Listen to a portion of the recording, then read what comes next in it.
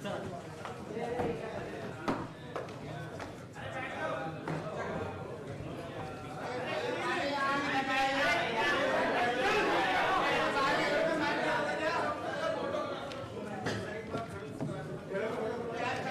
में कर देंगे, ब्रीफिंग के बाद कर देंगे। ये जो चिट्ठी आपको सर फोटोग्राफ करा लेते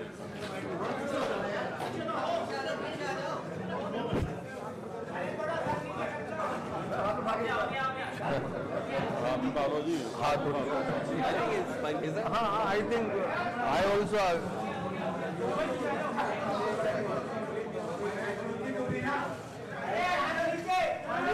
हाथ नीचे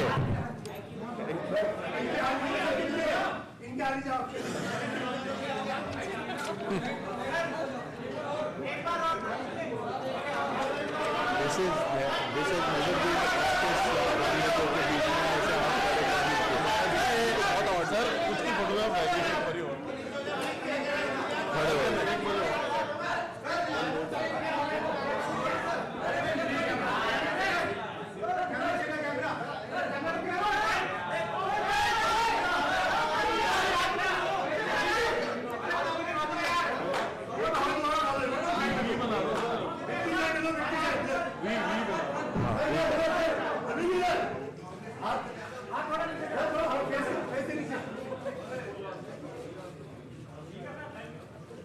चलिए थैंक यू।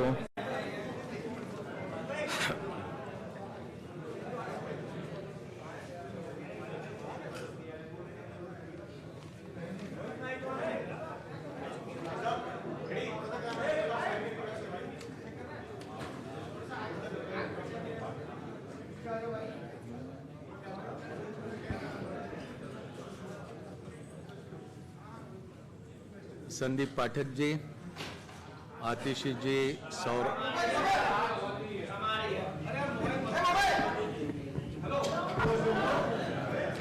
आवाज नहीं आ रही,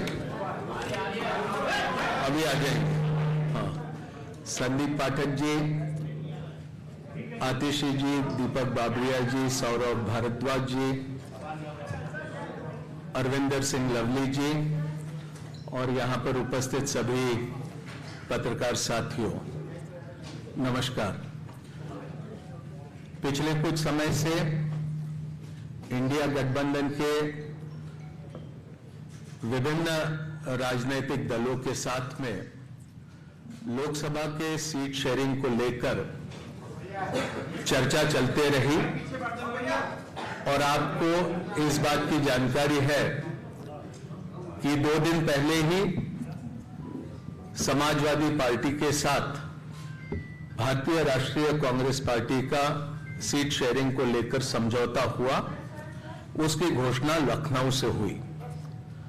समाजवादी पार्टी को 1 सीट लोकसभा की खजुराहो ये मध्य प्रदेश में देने का भी ऐलान लखनऊ से किया गया।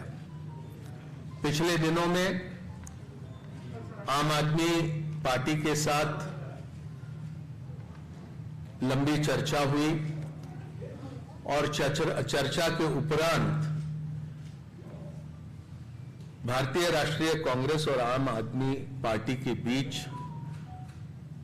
सीटों को लेकर समझौता हुआ है, जिसको आपके समक्ष यहां पर मैं रखने का काम करूंगा। मुझे खुशी है कि 2 महत्वपूर्ण राजनीतिक दल इंडिया गठबंधन के आने वाला लोकसभा चुनाव का पूरा जिम्मा एक साथ संभालेंगे और जिस तरह की परिस्थितियां आज मुल्क में बनी है, जो चुनौतियां हमारे लोकतंत्र और हमारे संविधान के सामने बनी है, उनका मुकाबला करने के लिए इंडिया गठबंधन पूरी तरह से सशक्त तरीके से उसका मुकाबला करने के लिए तैयार है और उसी कड़ी में आम आदमी पार्टी और कांग्रेस पार्टी का सीटों को लेकर समझौता हुआ।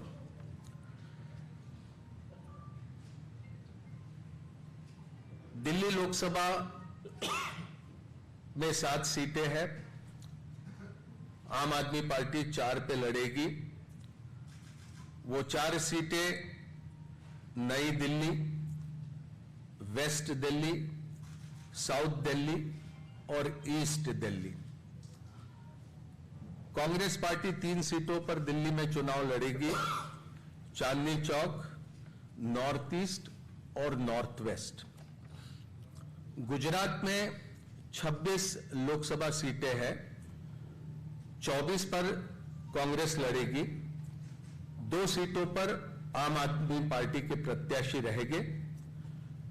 भरूच लोकसभा और भावनगर लोकसभा की ये सीटें होगी। हरियाणा में 10 लोकसभा सीटों में से 9 सीटों पर भारतीय राष्ट्रीय कांग्रेस लड़ेगी और 1 सीट जो कुरुक्षेत्र की है वहां पर आम आदमी पार्टी के प्रत्याशी लड़ेंगे। चंडीगढ़ को लेकर लंबी चर्चा हुई, लेकिन आखिरी में यह तय किया गया कि चंडीगढ़ में भारतीय राष्ट्रीय कांग्रेस के प्रत्याशी चुनाव लड़ेंगे। गोवा में भी, खास करके दक्षिण गोवा में विस्तार से चर्चा हुई, लेकिन फिर यह तय किया गया कि गोवा की दोनों सीटें ये भारतीय राष्ट्रीय कांग्रेस पार्टी लड़ेंगी। तो संक्षेप में ये सीटों को लेकर ये जानकारी आपके समक्ष रखनी थी। ये संभव है, 2 अलग अलग राजनीतिक दल हम होने की वजह से अलग अलग चुनाव चिन्हों पर हम ये चुनाव लड़ेंगे, लेकिन हमारी जिम्मेदारी रहेगी कि दिल्ली में कांग्रेस पार्टी 3 पर प्रत्याशी रखने के बाद भी 7 पर हम किस तरह से कामयाब हो सकते हैं, उस दिशा में हमारा प्रयास रहेगा और हमारे तमाम कार्यकर्ता और नेता उस दिशा में प्रयास करेंगे। और इसी तरह की स्थिति सभी राज्यों में हम दोनों दलों के बीच में ही नहीं, तो इंडिया गठबंधन में जितने भी राजनीतिक दल हैं वो सभी तालमेल के साथ काम करते हुए अधिक से अधिक प्रत्याशियों को कामयाब करने की दिशा में प्रयास करेंगे। ये बोल दिया हो गया। हरियाणा, चंडीगढ़ बोल दिया।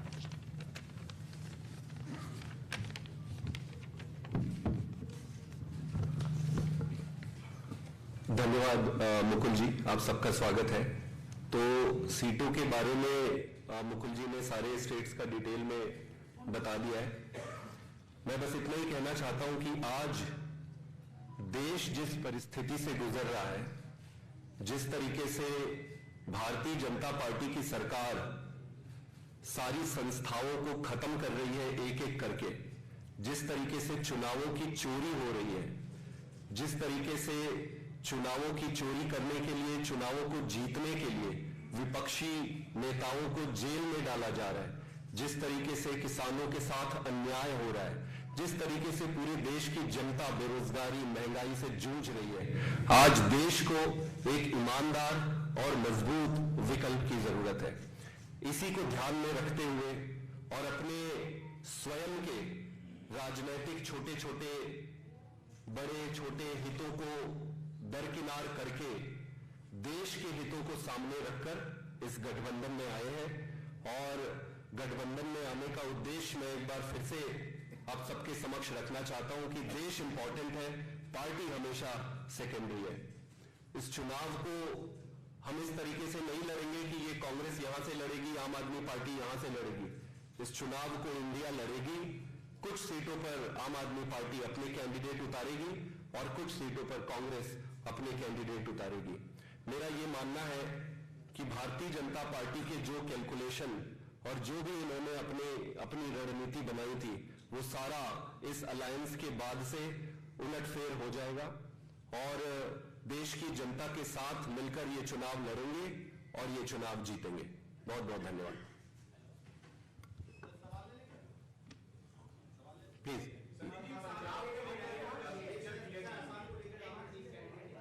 पंजाब में दोनों पार्टियों ने म्यूचुअली ये तय किया है कि अलग अलग चुनाव लड़ेंगे।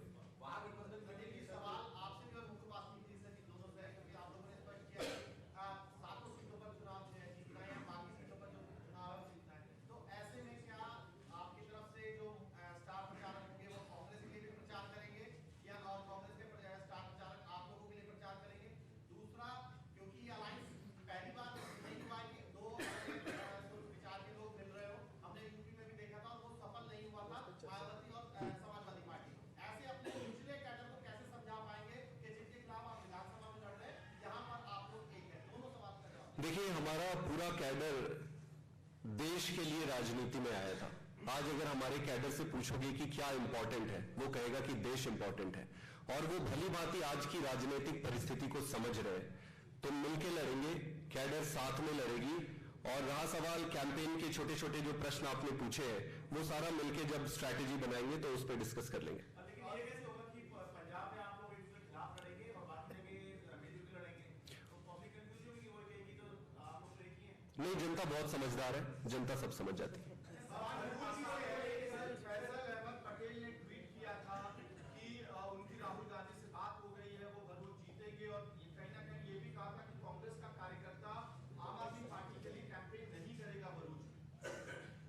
देखिए, सारी परिस्थितियों को समझकर राय मशवरा करके ये हमने फैसला किया है, ये दोनों राजनीतिक दलों के बीच में, और मुझे पूरा विश्वास है कि ये फैसले का सम्मान कांग्रेस का हर कार्यकर्ता करेगा और आम आदमी पार्टी के भी कार्यकर्ता ये समझौता पूरा इसको मानेंगे। मुकुल जी, एक सवाल है कि अभी जैसे संदीप जी ने कहा कि हम लोग जो है देश हित को आगे रख के आए हैं, पार्टी को पीछे रखा है, और उसी देश हित की बात करते हुए आप लोगों ने कई राज्यों में गठबंधन किया है, लेकिन वो जो है आपको पंजाब में क्यों नहीं हो रहा? पंजाब में आप एक दूसरे के विरोध में लड़ रहे हैं।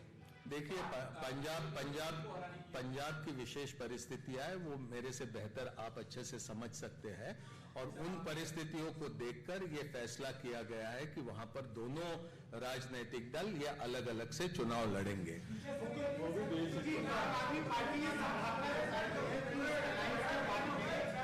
अरविंद केजरीवाल की मुश्किलें बढ़ेंगी अगर ये अलायंस हुआ। कल आम आदमी पार्टी ने प्रेस कॉन्फ्रेंस भी की थी। कांग्रेस इसे कैसे देखती है कि अरविंद केजरीवाल की मुश्किलें बढ़ेगी सीबीआई और ईडी को लेकर? ये आम आदमी पार्टी संभावना जता रही है अलायंस के बाद। आपसे बच्चे सवाल है। देखिए, ये सिर्फ आम आदमी पार्टी या आम आदमी पार्टी के नेता अरविंद केजरीवाल जी तक के ही ये प्रश्न सीमित है, ऐसा मैं नहीं मानता हूं। आज जिस तरह की परिस्थितियां भारतीय जनता पार्टी ने देश की राजनीति में खड़ी करी है, पूरे मुल्क में एक तरह से कहे कि ये लोकतंत्र के सामने चुनौती है। हर किसी के ऊपर ईडी, हर किसी के ऊपर सीबीआई, हर किसी के ऊपर इनकम टैक्स, हर किसी के ऊपर इस तरह से दबाव डालने की राजनीति भारतीय जनता पार्टी कर रही है, जो हम समझते हैं कि भारत के लोकतंत्र के लिए बहुत खतरनाक है। और इसका मुकाबला सिर्फ आम आदमी पार्टी ही नहीं, भारतीय राष्ट्रीय कांग्रेस ही नहीं, भारत के लोग इसका मुकाबला करेंगे। Thank you, thank you, thank you.